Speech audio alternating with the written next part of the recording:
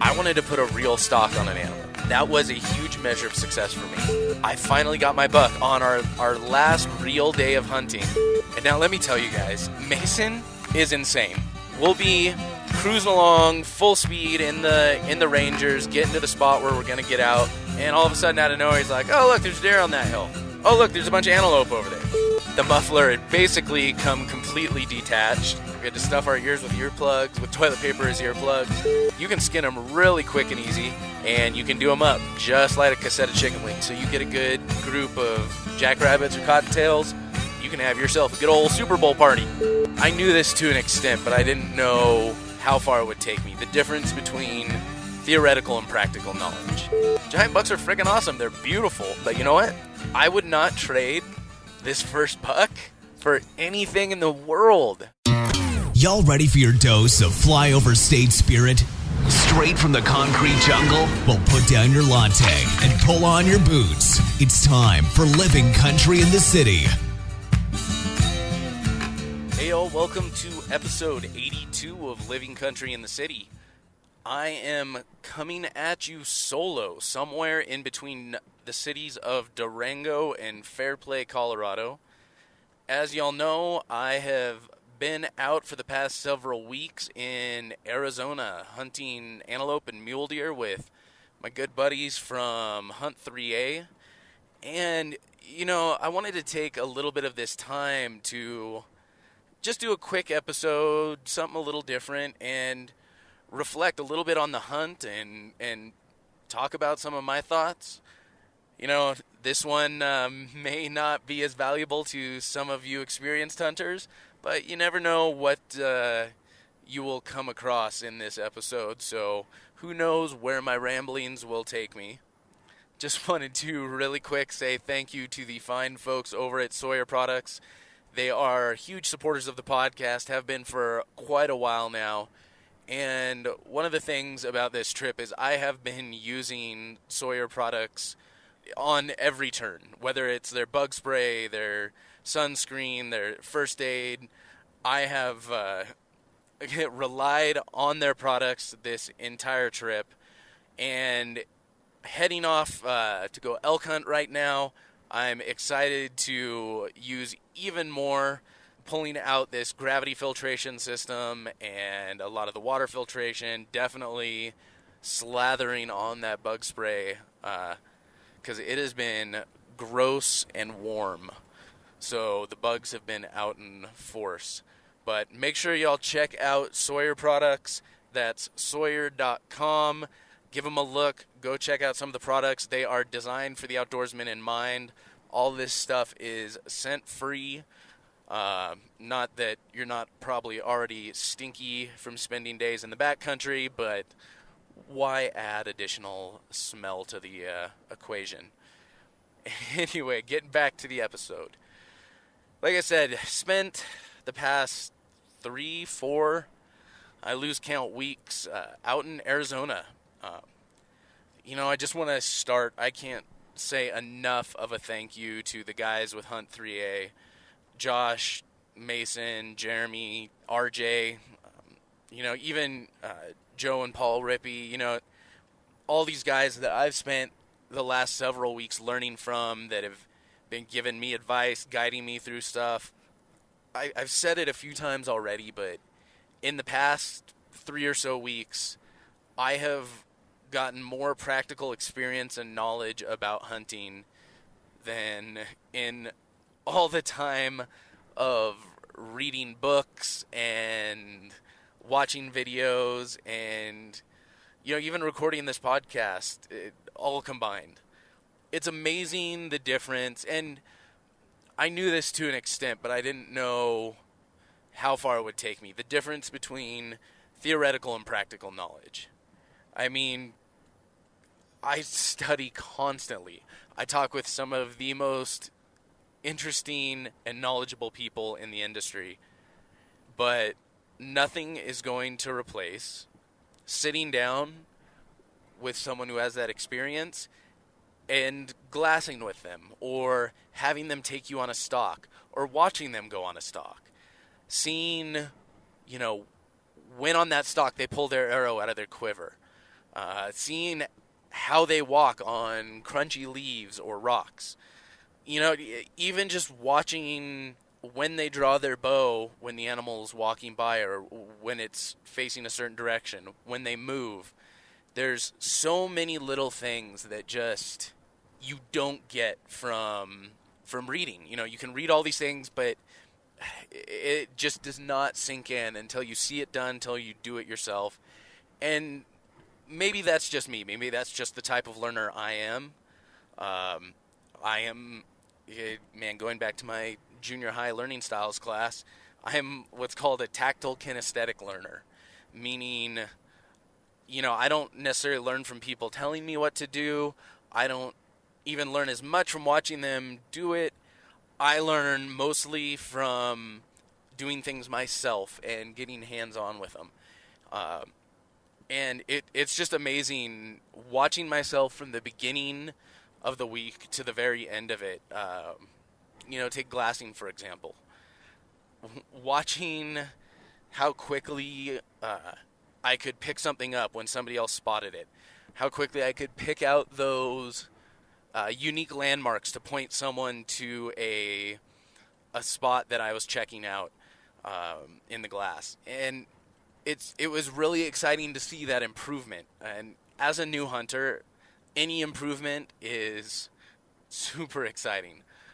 And, after several, quote-unquote failed hunts, they were very successful in their own ways. But saying failed in the terms of a tag was not filled, it's very easy to start getting discouraged. Not necessarily because the tag wasn't filled, but really because you don't know where to go from there, how to improve. And that's what gets frustrating. That's what gets really depressing is, I don't expect to go out and kill anything on my first trip. I try to, but when you don't know how to improve, when you don't know what lessons you need to learn, that's where you get frustrated. So, once again, seeing that improvement is really, really exciting. But yeah, once again, talking about defining success. I went into this trip and I defined my measure of success as really being kind of the do it myself, not have somebody point one out and have me find it. But I wanted to find an animal on my own, glass it up. And I got to do that. There were several times I glassed up some coyotes, and I glassed them up before Mason did. And now let me tell you guys, Mason is insane. He might be listening to this now, but this dude, I'll tell you what, I have never seen someone with eyes like this guy.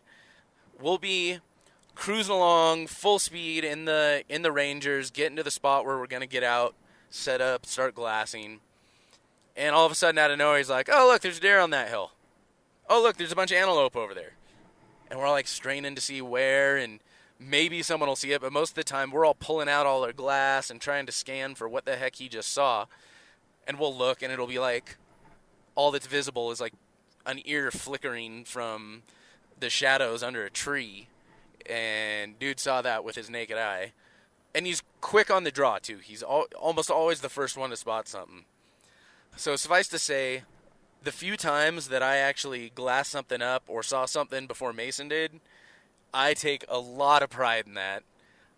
It was, y'all probably laughing at me now, but that was really exciting for me. But anyway, my first measure of success was glassing something up, seeing it, locating it, and watching it. That was a big thing. I had not done that yet.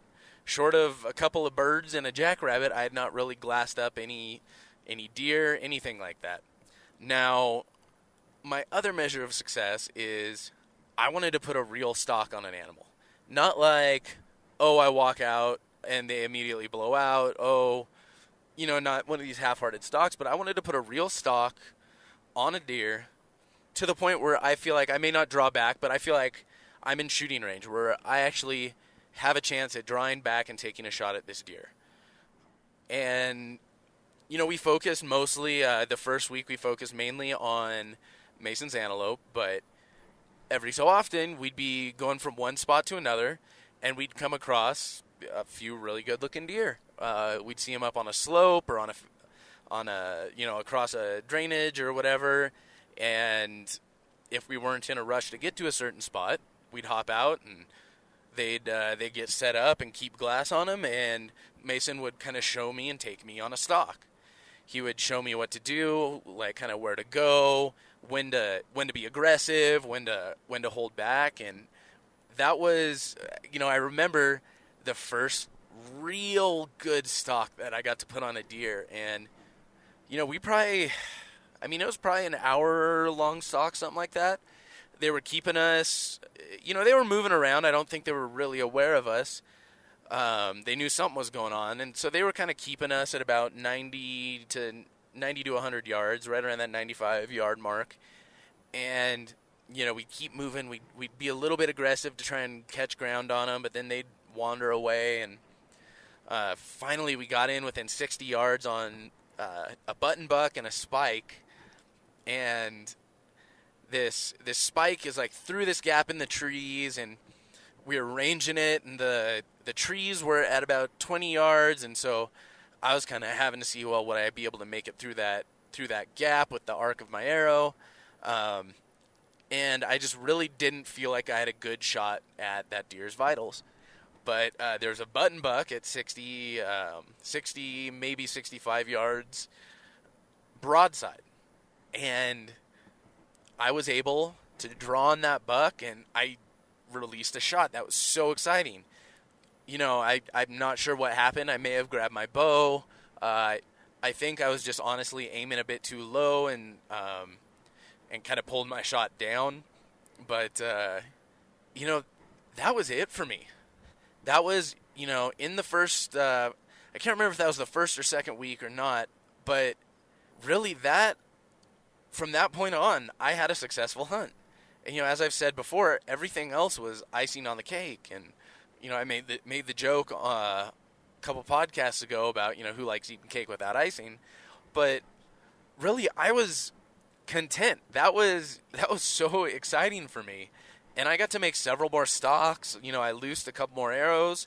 And, as you all know that have been listening by now, I finally got my buck on our last real day of hunting. Half an hour, 45 minutes before sunset. I guess, now that I think about it, I haven't talked about this on the podcast. I've mentioned it on Instagram, so if y'all aren't following me on Instagram, you may not know, but our last day, Mason and I went out. We were going after some antelope, and while we were out there, the ranger, we noticed on the way out that it started getting really loud. The exhaust was sounding really, really loud, and it kind of looked like, okay, maybe one of the welds on the muffler had cracked a little bit, and we weren't too worried, though. It was just not exactly as incognito as we'd like. Well, we get the ranger out, we get to our glassing point, we stay there for an hour or two, and on our way back, we noticed that sound was getting louder and louder and louder. And long story short, the muffler had basically come completely detached, and it was so dang loud, we couldn't even stand it. We had to stuff our ears with earplugs, with toilet paper as earplugs. And, some of you may have seen the videos. We were acting a bit like idiots on the drive back, but it was just too loud, too obnoxious, and we were worried that the dang thing was going to start a fire with the heat coming off of it, just blowing right into the back of the Ranger. So we headed back, and we were both kind of bummed out, because we were thinking that was the end, that was it. Once again, I was satisfied with my hunt. I was happy, but I still wanted to get that last, 3/4, half a day of hunting in. Well, we get back to the house, and Mason's talking with a couple of people, and a buddy of his, John, thank you so much, John, from up the street, offers to weld back together this muffler. So we run over there. He welds everything back together. We let it cool down. We get the muffler back on. Ranger's running great. We hop in. We go out to another spot. we start cruising around, glassing into various faces on hills and canyons here and there, and just looking for some bucks for me to put a stalk on, and really weren't seeing anything. We saw a couple of does, and we came across some bucks, but they were through this nasty drainage from me on this face, and the wind was all wrong, and this is about an hour to 45 minutes before sunset, and we were just looking, this is going to be a long, difficult stalk, and there is honestly there's no way I'm going to get this done before sunset. I'll be lucky if I get up on them with shooting light left, and I don't want to blow them out, so I marked the location, marked where they were at, decided, okay, I'll hop in my truck, I'll park as close as I can, and hike the rest of the way in, try and glass them up on the other side of the ridge the next morning, or come around that next evening and see if they're in the same spot. But there's a little bachelor herd, a couple of forks, some actually really nice tall forks, and I think a spike in there too, and it would have been great. So we decided to leave them be, and on our way out, Mr. Eagle Eye Mason picks out some deer on a ridge, or not a ridge, a face just off to our right, right as we're about to leave. And so we pull out the glass, we glass them up, and we see that one of them is a spike. We look at it, we're like, the wind was right, and we're like, that's not a bad stalk. So we hop out, we grab our gear, and I stalk into 50 yards on this deer. There wasn't really much cover, so he kind of looks back over me, kind of trying to make out what I am, and he's perfectly broadside at 50 yards. So I draw back on him. As I draw back, he starts to quarter away, and Mason makes a little to try and stop him. Well, as I go to release, he turns, goes to run, and so it's a hard quarter. Right as I'm releasing, my shot ends up hitting further back than I expected. But man, the nice thing about shooting an elk setup is deer is it will punch through anything. So the shot went in through its back hip, up through the gut, and straight out through the vitals. You flip that deer over, and it looks like a perfect heart shot. But he runs off, and I kind of run up on this little hill so I can get a good view of where he's going off to, and I see him. He wasn't quite limping, wouldn't be the right word, but he was running really funny, and I hadn't seen exactly where I'd hit him. Mason knew that I had hit him further back, but I'm watching, and he's running funny, and he's side hilling across this spot, and all of a sudden, about 50 yards from where I had hit him, both of his legs just fold up underneath him, and he drops. Doesn't move, doesn't take a single breath after that, and I just couldn't even believe it. I gave Mason a big hug, and we grabbed our gear and made our way across to the deer, and I walked up on him, and it's just everything happened so fast that I just don't think I ever fully processed it. It's hard to even say now how I feel about it. It's amazing. As y'all that have been following me know, like, there's been a lot of build up to this. This has been a very, very long time coming. And just after thinking the Ranger was toast, thinking we weren't going to hunt, the excitement of getting back out, and then not really seeing anything, and then just thinking like, okay, well, we'll see what happens after that. It's just hard to believe. It still kind of feels like a dream. I'm driving right now, and I've got a Yeti in the back of my pickup full of dry ice and a whole lot of venison that, let me tell you, tastes dang good. Oh my gosh. I am so proud of my deer. I'm proud of myself. I'm not ashamed to admit it. Like, I worked hard for this, and I had a lot of other people helping me out and also working hard for this, and I am proud of that it all came together, and I am super proud of my deer. I mean, don't get me wrong, I'm under no illusions that he was this giant mule deer, but that doesn't matter. I mean, the first mule deer I put a stock on was a button buck. You couldn't even see those things without a pair of 15 power binoculars. But I would have been just as happy with him. So I'm under no illusions that he's this giant buck, and I'm not really concerned about that. Yeah, giant bucks are cool. Giant bucks are freaking awesome. They're beautiful. And you know what? If one had been standing there, I would have gladly shot him. But you know what? I would not trade this first buck for anything in the world. I mean, oh gosh, I'm so stinking proud of him. And, you know, you can probably still tell just by how I'm rambling that I'm still processing this whole thing and my feelings on it. But tell you what, the nice thing about him not being a ruddy and all that, you know, he only ran 50 yards, so, you know, he didn't have all that adrenaline churning through him. We got him gutted, cleaned, and hung, skinned him, and got him quartered and in bags, just, I mean, immediately. And the nice thing is we did it all. The nice thing about doing it right before sunset is that we were able to do that all at night. It stayed cool. We got him into the cooler, got him on ice, and then a day and a half later, we had him down. We were deboning him, processing everything, getting those cuts of meat, getting him ground, getting everything done, and we ate him that night. Oh, man, he was good.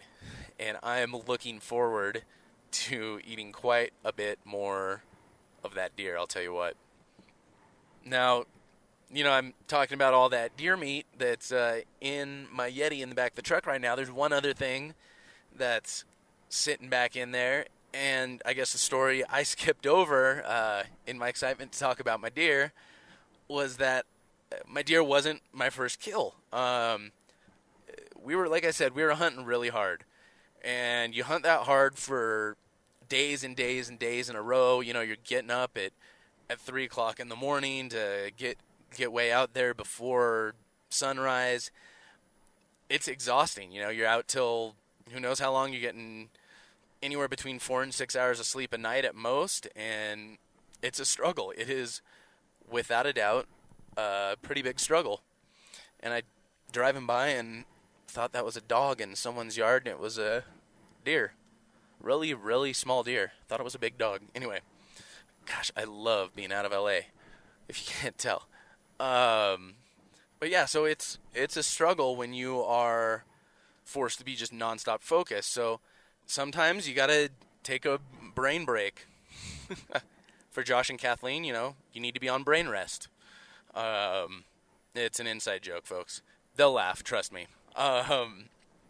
Yeah, so one of the things that these guys are really big on, really love to do, especially Jeremy, is predator calling.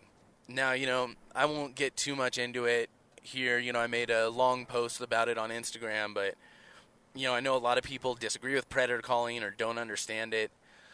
Thing is, it is as necessary and important part of conservation and our North American model of conservation as any sort of hunting.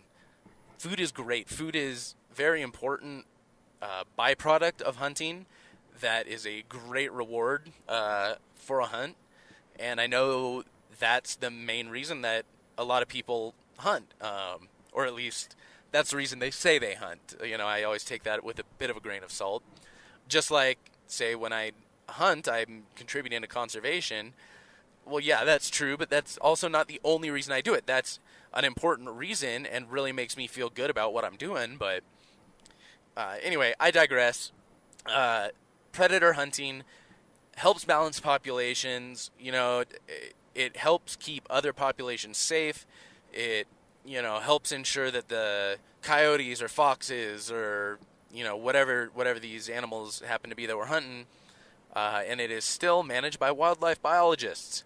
So, science versus, oh, you're shooting the cute foxes and coyotes. It's feelings. Anyway, I digress. But yeah, so one of the things they love to do is go predator calling. And we went out and threw out the decoy, grabbed the rifle and the shotgun, and did some calling. We went out a couple of times and came close on a few stands, but Mason and I went out on a couple of stands one of these evenings, and we had the decoy out, and we were getting towards the end of the stand. We had been going for 15 minutes or so on the calls, and we were both kind of thinking of packing it up. When Mason spots some movement out in the corner, points it out to me, and Gray Fox comes running in. She came in right like she was on a string, ran into about 30 yards, and stopped for just a split second. And I pulled the trigger, dropped her quickly and cleanly, and that was my first kill. It wasn't with a bow. I was kind of expecting that my first one, would be a deer with a bow. But, wasn't meant to be. And I'll tell you what, just like I'm proud of my deer, I am so proud of this fox. One, she's beautiful. For a summer fox, beautiful tail, gorgeous hide, and I am planning on doing a full body mount with her. I guess you can eat fox. I have not tried it, so I cannot speak from firsthand experience whether or not it is any good. But some people have said they've tried it and liked it. I will hopefully try it someday. But, this one was my first harvest. With her being such a beautiful fox, I really wanted to get this one mounted. And, it's preservation of memories. And, you know what? It's a trophy. I'm saying the T word. But it is. It is a trophy that commemorates a lot of hard work and study, and I'm just as proud of that fox being my first harvest as I am of, my spike being my first big game tag filled. There were so many other victories. So many other victories on this trip. Just had an amazing time. I could not have asked for a better trip. The only one thing I would change about this trip would be Mason getting his antelope. I've never seen somebody work so hard for something in my life. That guy was going on 3 or 4 stalks a day sometimes. And keep in mind, folks, we may be up in the high desert, but this is still Arizona in August. It was not exactly pleasant weather while we were out there. And, Mason's doing miles and miles on his feet each day, just working his butt off. I feel like he really earned that antelope, but, I guess it was not meant to be for this trip.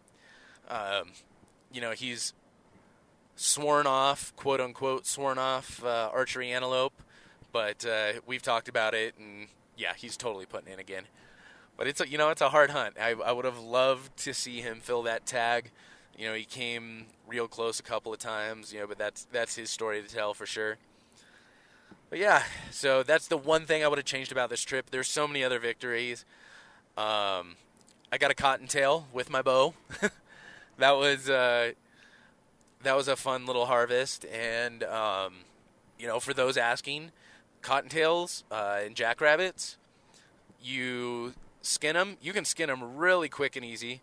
Mason showed me a way to just basically in one pull get them fully skinned.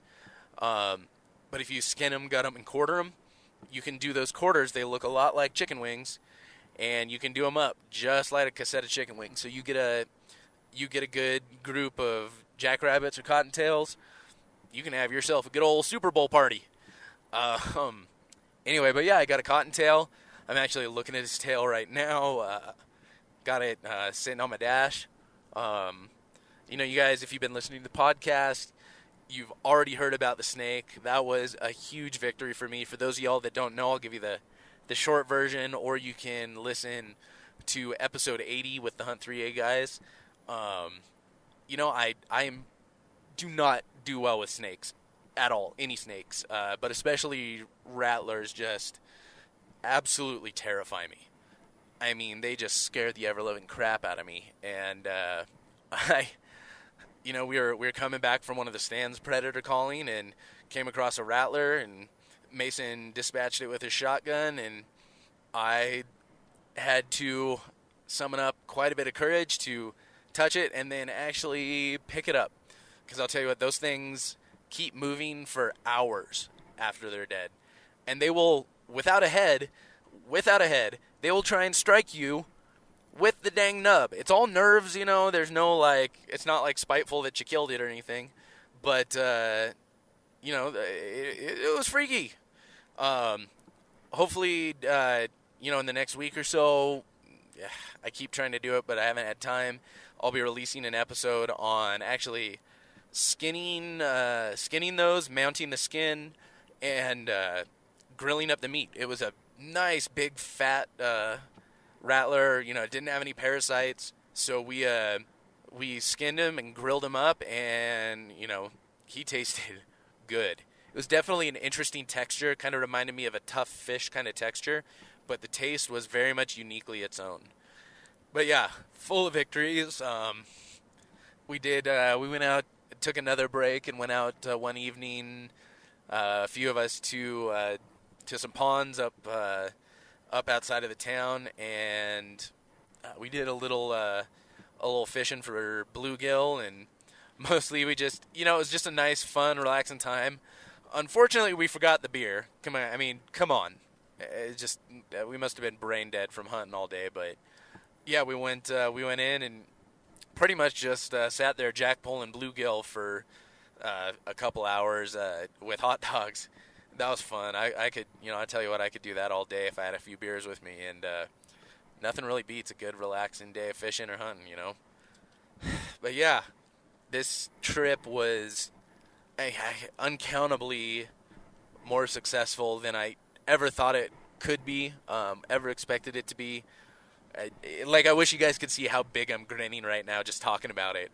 But yeah, once again, big thank you to all the guys. Thank you to Jeremy for putting us up. Thanks to Ashley and Kathleen for taking care of us, keeping us fed. Had some amazing food. I ate better on this trip probably than I have at home in the past several months. But yeah, no, I will definitely. These guys have definitely become family for me. And I cannot wait until my next trip back down to Arizona. I'm already wondering how soon it can be. So, but yeah, hopefully I didn't bore you all with that one. Just wanted to do a short little recap that ended up being a lot longer than I expected it to be. So, hope you all enjoyed it. Hope you all pulled a little something out of it, if not just some entertainment. But, all right, that'll do it for episode 82. Make sure y'all check out the show notes page at livingcountryinthecity.com/82. You can check out links to my own socials. No, I'm not going to put those up. Y'all know how it ends. Alrighty. Keep it country, y'all. Thank y'all for listening to Living Country in the City. Get show notes and check out the blog, product reviews, events, and more at livingcountryinthecity.com.